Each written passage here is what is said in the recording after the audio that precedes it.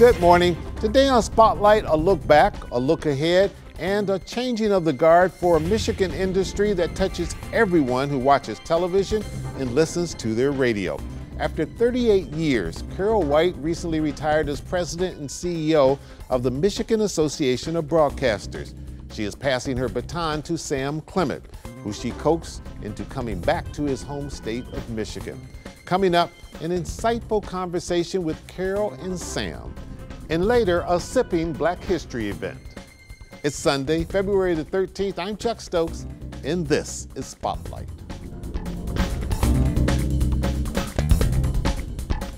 Time to hang up the spurs, huh? Well, I believe so. I mean, I'm not tired, but I wanted to do it, while I was still able to walk out. Okay, you've seen a lot of changes. Let's go back a little bit. When you stepped in as president and CEO of the MAB, compare that organization to the one today, because there wasn't a lot of money and there wasn't a lot of staff, and you didn't have nearly the membership that you have now.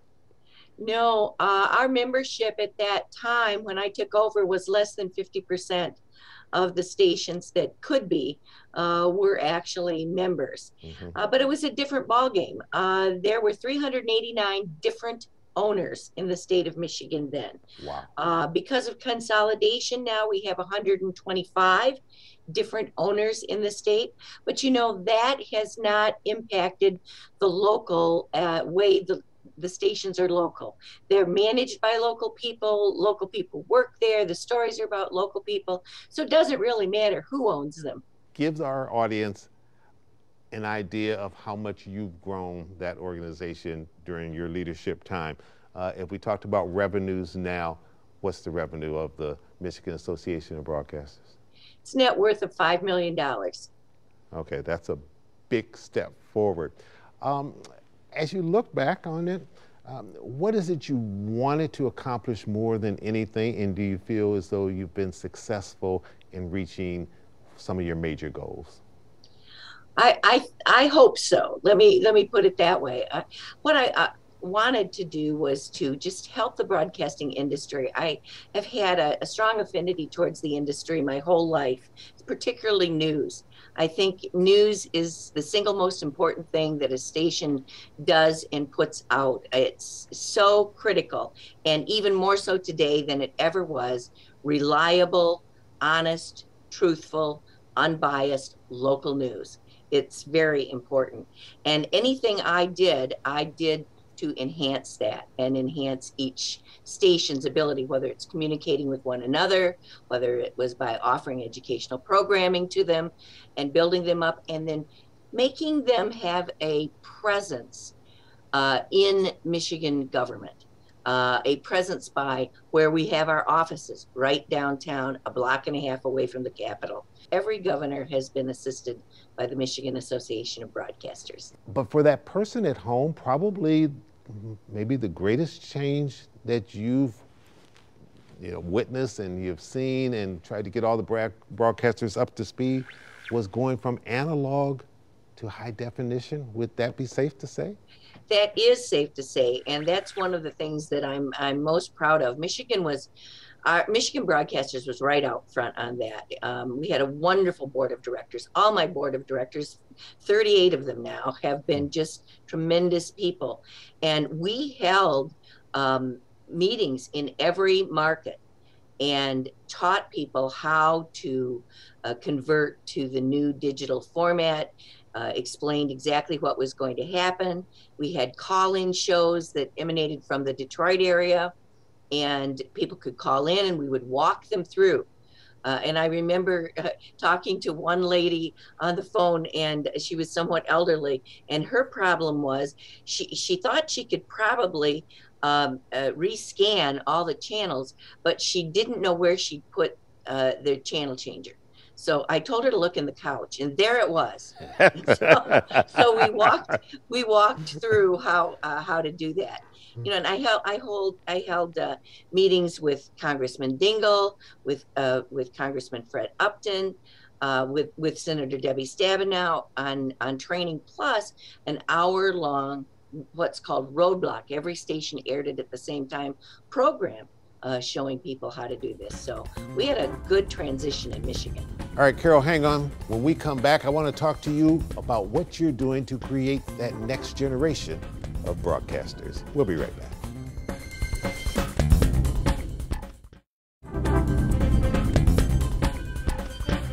Let's talk a little bit about the educational component of the Michigan Association of Broadcasters, because you have a Michigan Association of Broadcasters Foundation. We started the MAB Foundation, from scratch, and raised money the hard way, one donation at a time. Mm-hmm. And that started from nothing about 30 years ago, 25 years ago, 30 years ago now.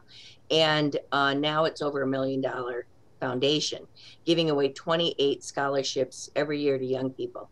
If we don't keep a wonderful, diverse group of young people continuing to seek out jobs in broadcasting, it will impact everything we do, not just the entertainment, but the local media as well. So we work through the foundation with the schools that have broadcast curriculums, both colleges and even high schools. Number of high schools, and we have a student awards program. Mm-hmm. So that they can sort of test their chops on something and get an award if they're deemed excellence, and that's judged by professionals. And some of these young people are ready to go to work right away, and we need that because. And you started a Hall of Fame. Yeah. Yeah, and I did start a Hall of Fame. I didn't see any recognition programs for the industry, and saw a lot of industry giants, and so we started that right away. The Dingos. I looked at some pictures, and from old black and white pictures to the color pictures, you've been with one of the Dingos in one form or another. That was a special relationship for you, and you guys went a lot of years together. We really did, and I met the congressman through his wife, Debbie Dingell. Mm-hmm. Was working on a community service project with the Department of Community Health called Baby Your Baby, and this was to get young mothers into prenatal care sooner, and it was a very successful program, and she and I just hit it off. Debbie and I just hit it off from day one. And I remember we were having a board meeting at the MAB office for this Baby Your Baby campaign. And she said, could my driver just sit in your office instead of the car? And I went, certainly. And then a little bit later, I had to get something in my office. I excused myself, walked in the door. There sat Congressman John Dingell, head of the Commerce Committee. I flipped around, turned around, and went back to Debbie, and I said, it's Congressman Dingell in my office. She says, yeah, he's my driver today. I love it. I love it. And of course, you've had a great relationship with Congresswoman Debbie Dingell, as you mentioned, Congressman Fred Upton, the senior Republican in this state in House of Representatives on the west side of the state, who you've known for eons as well. All have been supportive of this industry? Yes, the media, radio and television, is how they get their word out. Now, sure, now there's social media and there's email and there's all sorts of things. But, broadcasters are king of all those types of media. Absolutely. All right, Carol, hang on here. We are going to take a quick little break. When we come back, I'm going to let you introduce the man who's going to be taking over the reins, or has already taken over the reins, of the Michigan Association of Broadcasters, and have a conversation with the two of you. We'll be right back.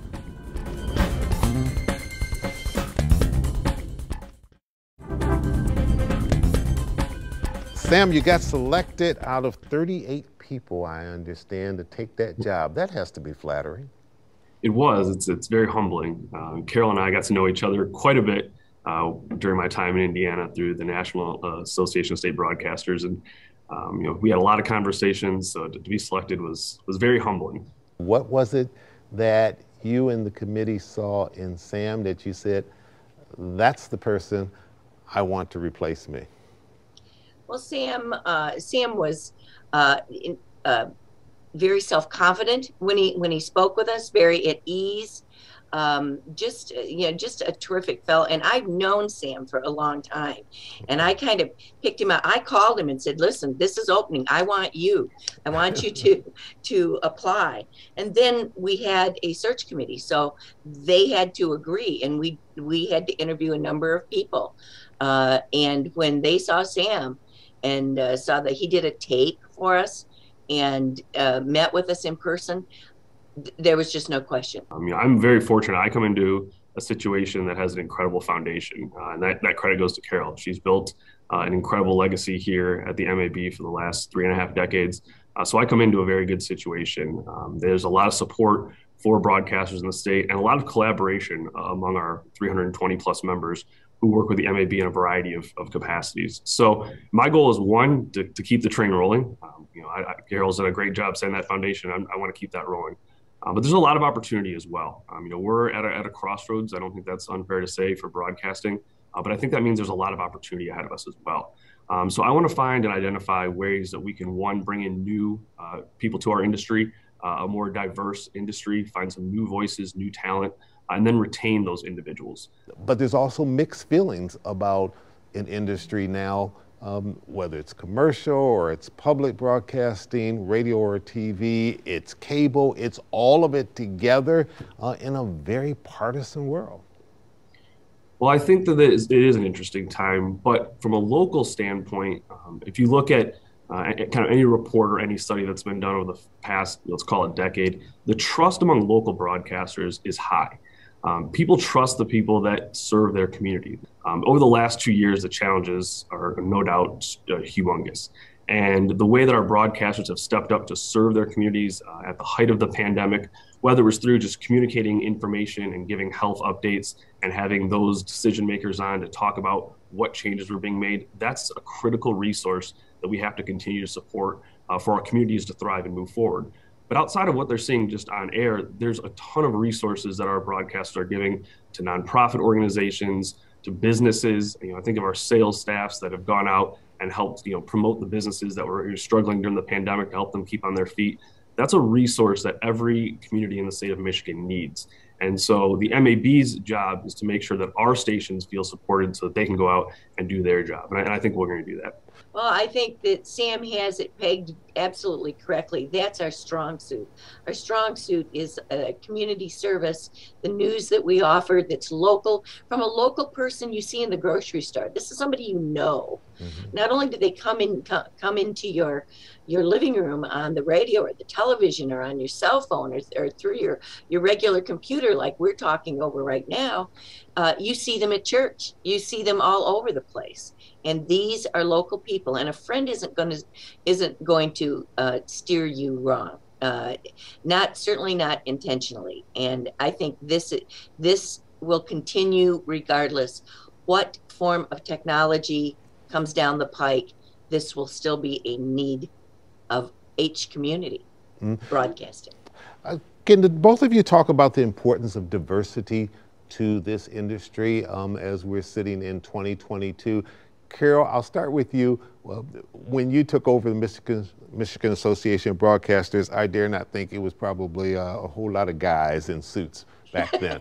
I look at your staff now. Women have always been a key part of the MAB.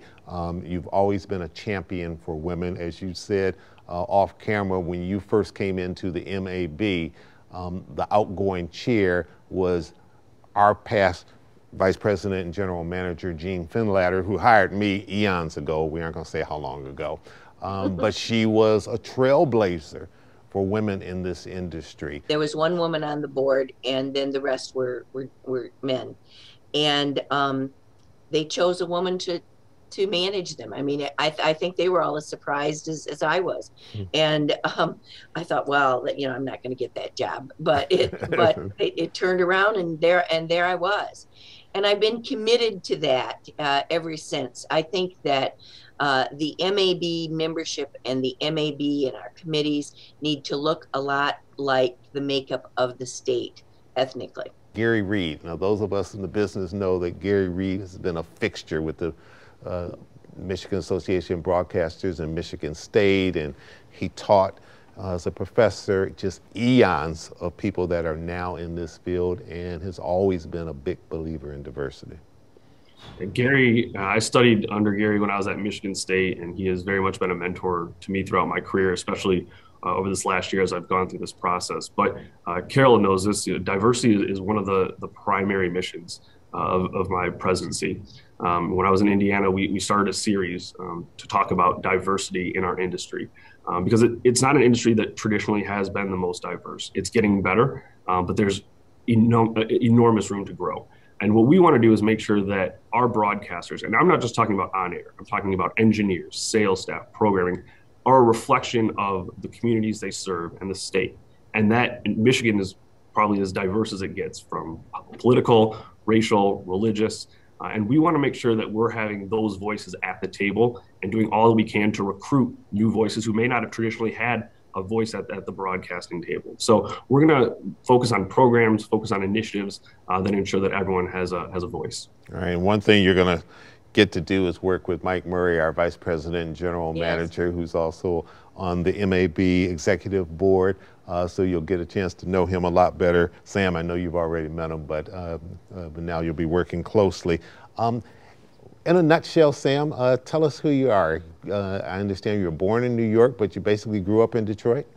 I did. I spent about 3 weeks in New York City before moving back to Michigan. So I grew up in the Metro Detroit area, went to Brother Rice High School and ultimately Michigan State, graduated, and then bounced around the Midwest as a journalist for about 10 years before landing in Indiana.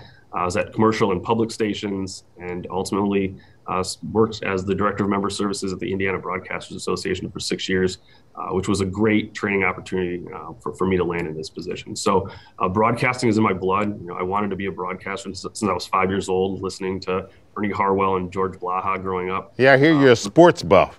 Yeah, I'm a pretty big sports guy. Except for our Lions haven't given you much to root for, but okay, we're building. Yeah, it's the long game. I remain optimistic. Real long, okay. But I do, and I grew up watching broadcasting in Michigan, and that's what inspired me to get into this industry.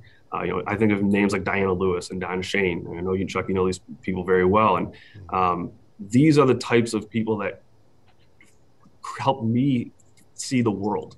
And I hope that I can help create the next generation or work with the next generation to ensure that they have that same level of impact on their communities. All right, and you're married, have a couple little kids, I hear? Yeah, my wife Rochelle and we have 2 boys, Tatum and Beckham, 20 months and 4 months. So we've got a very full household right now. All right, we're going to pray for you. You're going to need a whole lot of energy and a whole lot of strength. Carol, we're going to end this with you. What's next? I know you got any big plans for retirement with your husband, and we haven't talked about your husband, and the audience may not know. Tell us a little bit about your husband, because I know who he is, but he's an institution here in Michigan as well.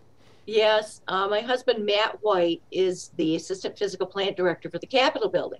So he knows all of the news directors of all the stations that come, the heads of all the various organizations that come there to lobby and to demonstrate, and he supports their demonstrations to be sure that they're nice and safe for everyone. He truly believes, and so do I, in the ability to petition your lawmakers. And he knows every nook and cranny of that Capitol, right? Oh, he does. He does. And we'll stop on a dime if we're going past on the weekend to pick up a piece of paper if it's on his lawn, But Matt won't retire for about 3 more years. So, I've got grandkids. I've got 3 great grandkids. So I'm sure that will keep me busy. And I'm just sort of I don't think I'm done. But I don't know exactly what I'm doing, but I'm waiting on the Lord to tell me, and he will in his good time. He led me here, he'll lead me where I'm supposed to go next. And when Spotlight returns, we'll share some news with you about a special Black History Month event coming up this week with a special twist. Stay with us.